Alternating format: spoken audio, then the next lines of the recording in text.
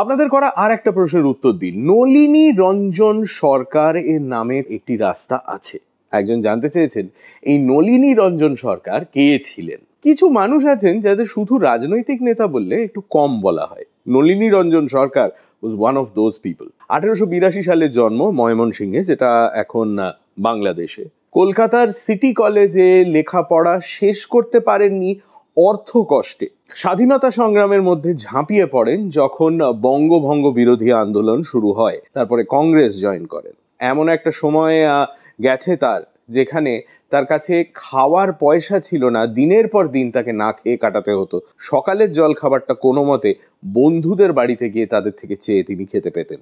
1920s স্বরাজ party join করেন এবং খুব অল্প সময়ের মধ্যেই পার্টির একজন বড় নেতা হিসেবে নিজেকে প্রতিষ্ঠিত করতে পারেন। সেই সময় বেঙ্গল কংগ্রেসে 5 জন বড় নেতা ছিলেন, যাদের একসঙ্গে বলা হতো দ্য বিগ ফাইভ। এরা ছিলেন বিধানচন্দ্র রায়, নির্মল চন্দ্র, শরৎচন্দ্র বোস, তুলসী চন্দ্র গোস্বামী এবং নলিনী রঞ্জন সরকার। 1936 সালে A.K. ফজলুল হক এর সঙ্গে নলিনী রঞ্জন সরকার একটি নতুন রাজনৈতিক দল এর গঠন করেন।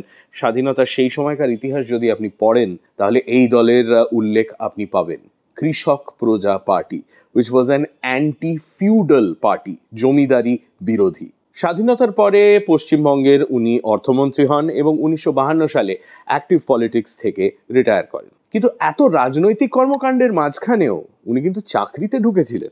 1911 সালে জয়েন করেছিলেন the Hindustan cooperative insurance society. Join করেছিলেন ক্লার্ক হিসেবে। সেখান থেকে পদোন্নতি হতে হতে হয়ে যান জেনারেল ম্যানেজার এবং আলটিমেটলি প্রেসিডেন্ট। তো এই হচ্ছে নলিনী রঞ্জন সরকারের ক্যারিয়ারের একটা খুব ছোট্ট রিক্যাপ। আপনি সম্ভবত নলিনী রঞ্জন সরকারের বাড়িটা দেখেছেন। তার বাড়ির নাম হচ্ছে রঞ্জনী, আর সেটা আছে এজেসি বোস রোডে। এর পরের বার এজেসি বোস রোড দিয়ে যখন এক্সাইডের দিকে যাবেন, বাঁদিকে চোখ রাখবেন, দেখবেন একটি বিরাট বড় বাড়ি, যার সামনে বোর্ডে লেখা আছে ফরেনার্স রেজিস্ট্রেশন অফিস। ওইটাই হচ্ছে নলিনী রঞ্জন সরকারের বাড়ি। কলকাতার ইতিহাসের ব্যাপারে আপনি কি জানতে চান জানান আমায় কমেন্টসে। আর কলকাতার ব্যাপারে এরকম আরো গল্প শুনতে হলে ফলো করুন ইনস্টাগ্রামে আর ইউটিউবে সাবস্ক্রাইব করুন টু হাফ প্যান্ট হিস্ট্রি।